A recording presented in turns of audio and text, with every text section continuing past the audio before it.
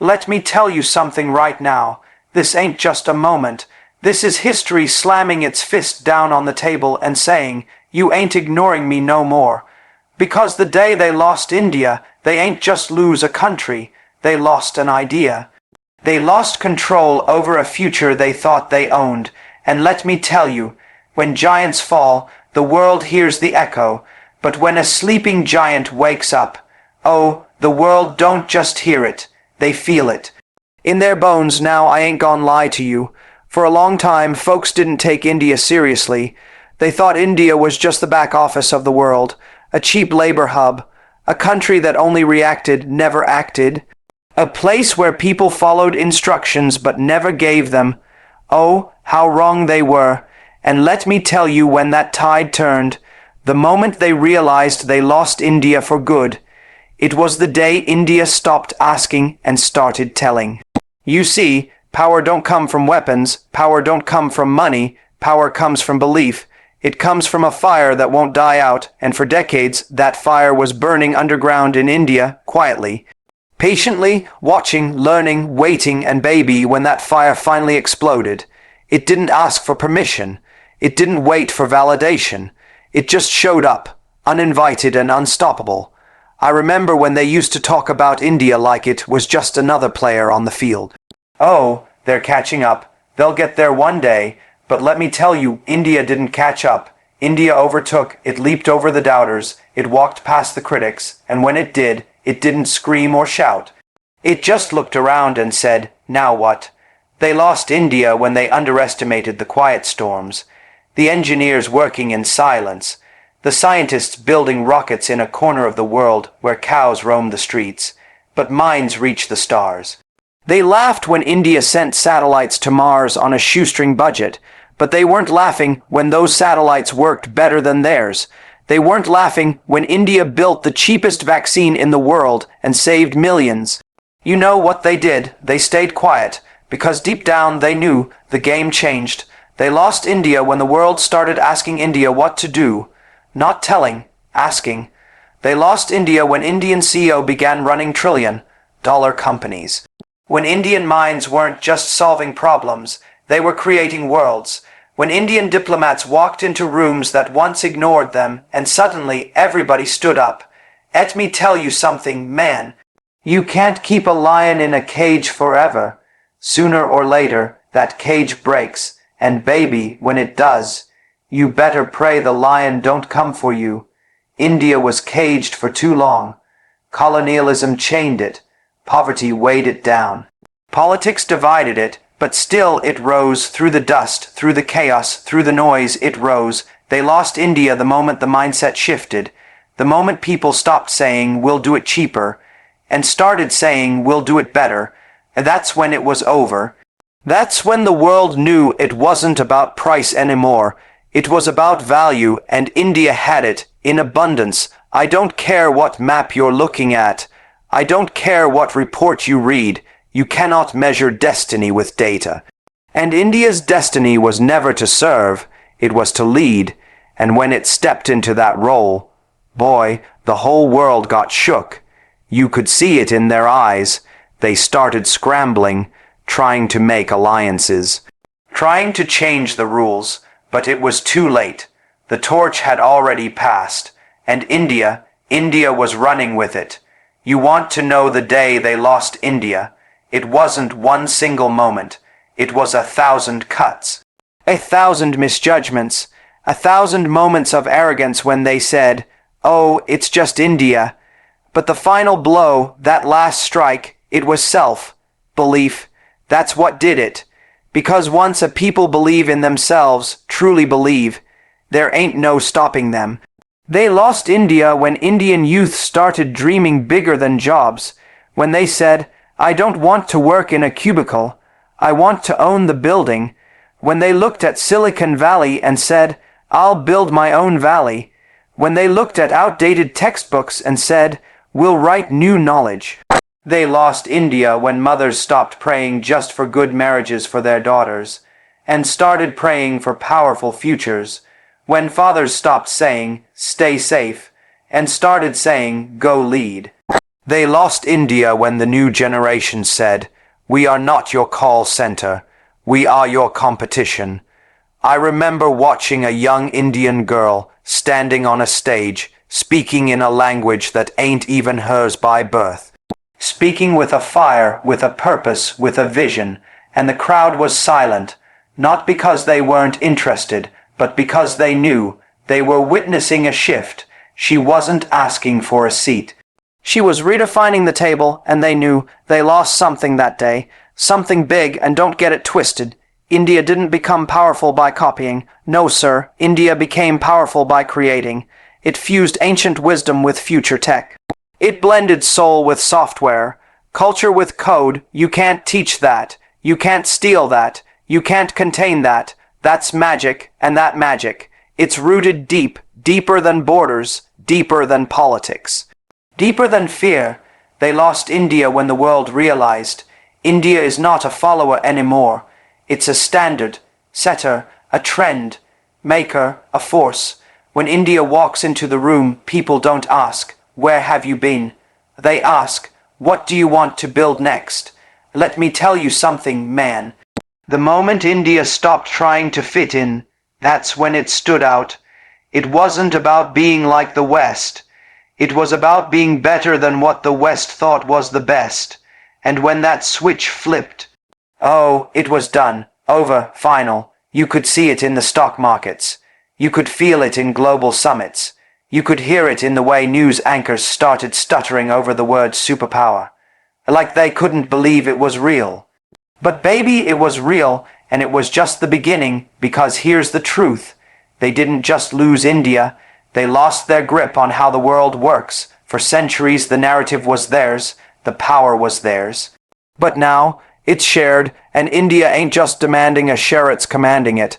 They lost India the moment they started needing India more than India needed them. You feel me? The balance flipped, and when that happens, it ain't just a shift. It's a revolution. India's no longer the underdog. It's the alpha. And when an alpha rises, everybody else better learn how to move. I'm telling you, this ain't just about politics. This ain't just about economics. This is spiritual. This is about a nation that remembered who it is, that looked in the mirror and said, "We're done apologizing, we're done waiting, we're done obeying, we're rising." And when 1 billion people say that in unison, you better believe the earth trembles. They lost India when India stopped fearing isolation. When India said, "If we have to walk alone, we'll walk strong." That's courage. That's conviction. That's character. You can't sanction that. You can't silence that. You can't suppress that. You can only respect it. And let me tell you something else. The ones who lost India, they know it. They may not say it out loud. But trust me, when the doors close and the cameras turn off, they're whispering it in boardrooms, in war rooms, in crisis meetings. We lost India. And the silence that follows, that silence ain't peace. It's realization. It's surrender. You don't lose a country like India by accident. You lose it by ignoring its soul, by thinking you can control what was never yours to begin with. You lose it when you think dominance is permanent. It never is. Power is fluid, and right now, that current is flowing east. They thought India would break under pressure. Instead, it shined. They thought India would beg for validation. Instead, it claimed its crown. They thought India would stay small. Instead, it stood tall, with its back straight, its voice steady, and its purpose clear. You want to know why this matters? Because what happened with India ain't just India's story. It's a blueprint, it's a warning, it's a lesson that you can't keep greatness down forever, that you can't underestimate the quiet ones. That belief, once born, cannot be killed. So yeah, that day, that moment they realized they lost India for good. That was the day the world got a new leader, not just in power, but in principle, not just in strength, but in spirit, not just in dominance, but in dignity. And to those still holding onto the past, still trying to pretend like nothing's changed, I got news for you. The throne is occupied. The crown has shifted. The future is being written in bold letters, in bright colors, in Indian ink. They lost India, but India found itself, and baby, that's a story you can't rewrite. That's a fire you can't extinguish. That's a victory that echoes through eternity. For decades, the world viewed India through a lens shaped by convenience and misconception. A vast nation, rich in culture and population, but boxed into a role it never chose for itself, a service provider to the West, a factory of coders, a land where affordability outweighed authority. The world called it the back office, and for years India played that part. Not because it lacked the intelligence, courage, or vision to lead, but because the system wasn't designed for it to rise. And when systems resist evolution, they eventually get replaced. That replacement began the moment India's mindset underwent a radical shift. That shift wasn't loud, it wasn't forced, it was earned, born out of frustration, out of silent excellence, out of years of being underestimated while over-delivering. It was a new kind of revolution, not on battlefields, but in boardrooms, classrooms, labs, and satellites orbiting the Earth. It was the realization that India didn't need permission to lead. It only needed belief. This wasn't about abandoning what India had mastered. It was about transforming it. India had already built the back end of the digital world. The code that powers the apps in your pocket, the algorithms that drive Wall Street, the cybersecurity that shields nations. So much of it had Indian fingerprints, but the world never credited the brain behind the operation, only the hand. That was the insult, that was the error, and that was the start of the shift. When India began demanding to be seen not as the laborer, but as the architect. See, when a nation of over 1 billion people collectively shifts its gaze from survival to significance, something unstoppable is born. The youth no longer aspired to foreign jobs. They aspired to build global companies. The best minds didn't flee. They founded. The engineers didn't just solve. They created. And in that quiet surge of transformation, the world saw something it wasn't ready for. India not as the support system of global growth, but as the strategy that would define its future. This shift was evident everywhere. In tech, where Indian startups weren't just duplicating Silicon Valley, they were creating models Silicon Valley couldn't. In fintech, health tech, agri-tech, Indians weren't waiting for global solutions. They were building uniquely Indian answers to global problems, and they weren't doing it for applause. They were doing it because it was time. But the most pivotal change happened where few were looking, the military doctrine. For too long, India's armed forces were seen as reactive, built for defense, guided by restraint. The world admired its patience, its diplomacy, but rarely its deterrence. That changed the moment India redefined its own role. It wasn't enough to be respected, it needed to be feared, strategically, intelligently, and unapologetically. This was not militarization for show, it was doctrine backed by innovation. Indigenous weapon systems replaced imports. AI-guided warfare simulations took the place of legacy drills. Satellites with defense payloads, cyber warfare units trained on domestic algorithms, autonomous surveillance systems built in Indian labs. This was no longer a military that waited to respond. This was a military ready to decide, ready to lead, ready to strike first if needed, not out of aggression but out of clarity. That mindset echoed through India's geopolitical posture. No longer did India wait to be invited to the table. It built its own and watched others come knocking. Trade deals were no longer just about economics. They were tools of strategic alignment. International partnerships were forged not out of desperation, but leverage. India was no longer the junior partner. It was the variable that could tilt the equation. Even culturally, the transformation was seismic. For generations, Indians were taught humility to a fault, to excel quietly, to succeed softly, but now a new generation stood up, not arrogant, but proud.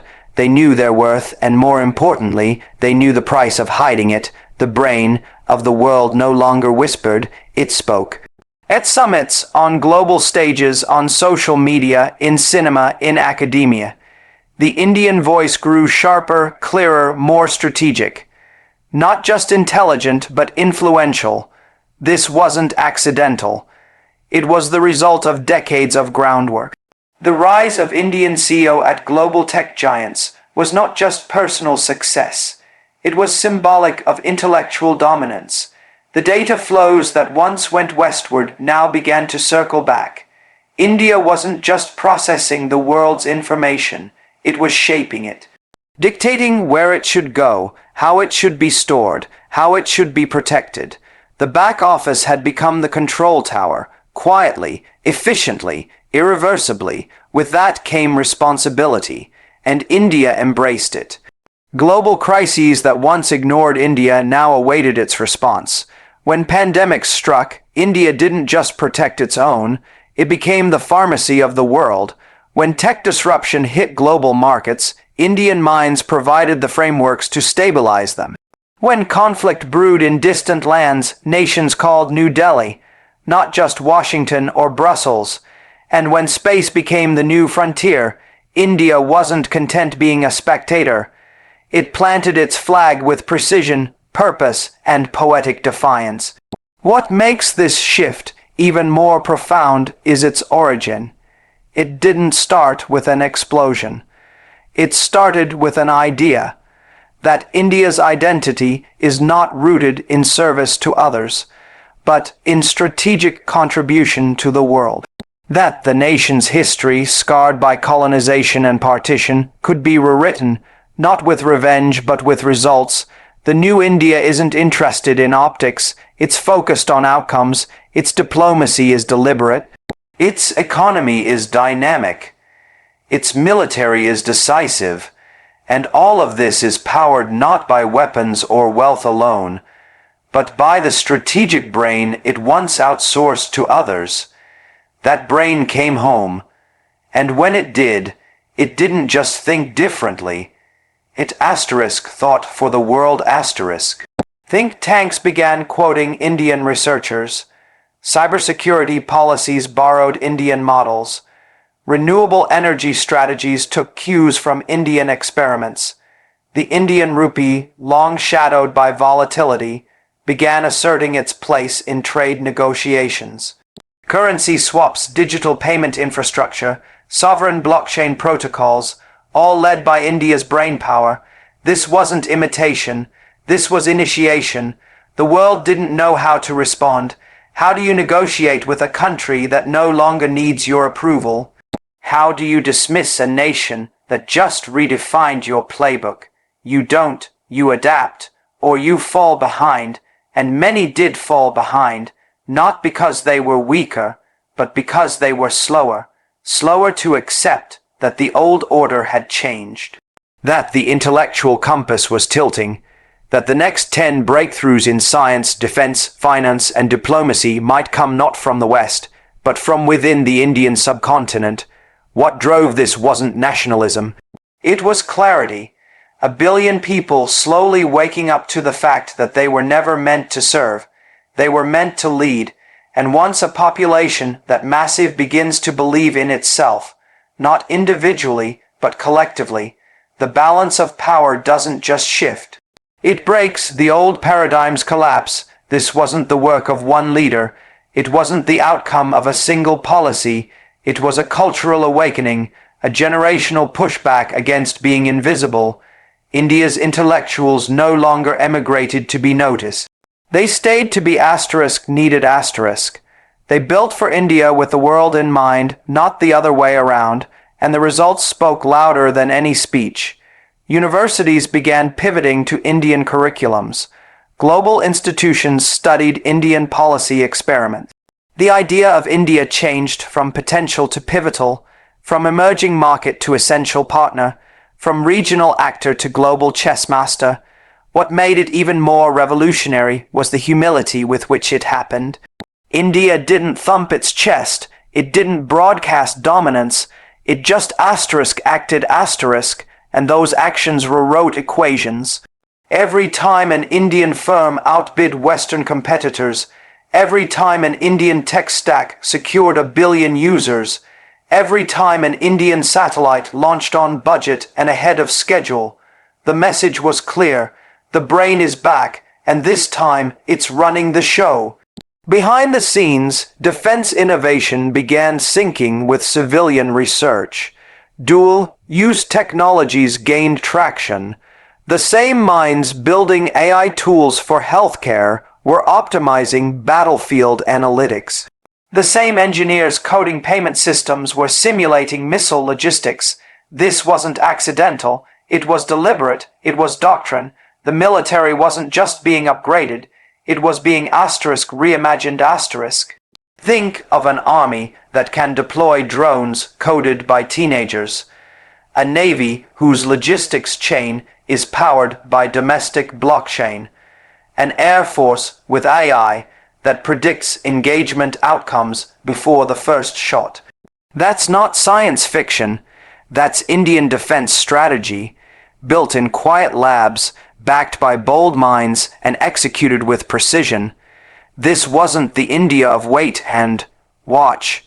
This was the India of move and master. It wasn't about competing anymore. It was about commanding. Whether in the South China Sea, in UN peacekeeping operations, or in regional deterrence models, India wasn't one of many voices. It was the asterisk voice. And that voice carried weight not because it was loud, but because it was asterisk, grounded in values, sharpened by experience, reinforced by results. The strategic brain wasn't just about data, it was about wisdom. A blend the world had forgotten how to produce, but India didn't. What makes this transformation unshakable is its foundation. Mindset, hardware can be bought, money can be borrowed, even alliances can be manufactured. But mindset, that can't be imported, it's cultivated, and India cultivated it through resilience, reflection, and reinvention. Every entrepreneur who failed and tried again, every student who studied by candlelight and cracked the toughest exams, every soldier who stood on a glacier to guard sovereignty, every coder who built lines of defense in cyberspace, they were all architects of this mindset, quiet warriors of an intellectual war that India didn't start, but surely finish. The world eventually caught on, some with respect, others with envy, but none with denial, because numbers don't lie, satellites don't lie, stock markets don't lie, voter turnouts don't lie, diplomatic lineups don't lie. And most importantly, the results don't lie.